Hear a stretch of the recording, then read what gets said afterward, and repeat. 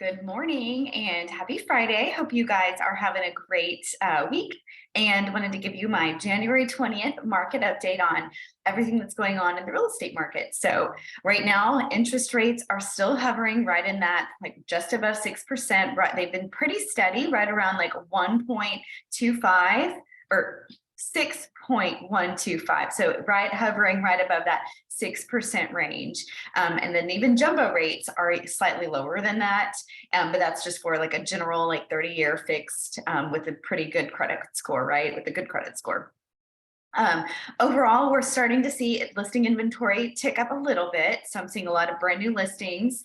And so that's good because we need some fresh new inventory. What we're also noticing is that we had about 130 new or more houses go under contract the last rolling 7 days than the previous rolling 7 days, which tells me there's buyer activity. I've heard of a few situations where there's been multiple offers and a few situations where it's been a little bit difficult to show houses because of the new listings that hit the market and buyers kind of lining up to see homes. So I definitely do not hope that we get into a frenzy market like we had been in the past.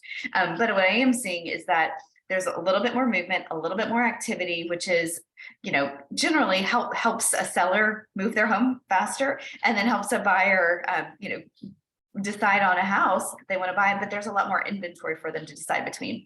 The average days on market for active houses is dropping ever so slightly. It was 85, then 84, then 83, and I think this week it was 81. So meaning like the average of all the active inventory on the market, days on market. What we're also seeing is a lot of new construction going under contract. So there is a whole lot of new construction.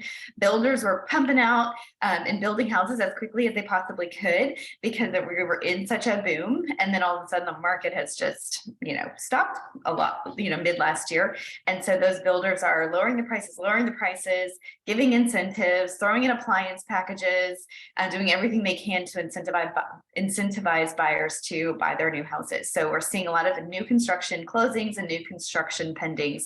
So it is certainly a very good time to buy new construction because those builders are very negotiable, where in the past they really haven't been so negotiable. So I'm just starting to see some activity, and this is pretty normal. Always see that in January, but it's a good sign to see movement and activity, especially because it has been pretty slow in Austin for the Austin real estate market, which remains stronger than most real estate markets across the country. So we're still in Austin, Texas. We're creating jobs, lots of growth, economically, lots of growth here. So we're still a really great place to be. It's a fun city, great restaurants, great entertainment. So in that said, the real estate is starting to pick up a little too. So I'll keep you updated, and I'm watching. I think that middle of February, I'll have a really good pulse on everything because the activity that closes in February will be a result of what happened in January. So all of our data lags about a month behind because we're tracking what happened to what is going to happen. So that said, I'll continuously report week over week with my, synopsis of what's going on and kind of our nuanced situations and what we're encountering on our real estate team. So we're always here to help. If you have any questions about your real estate journey, let us help you out, and have a great weekend.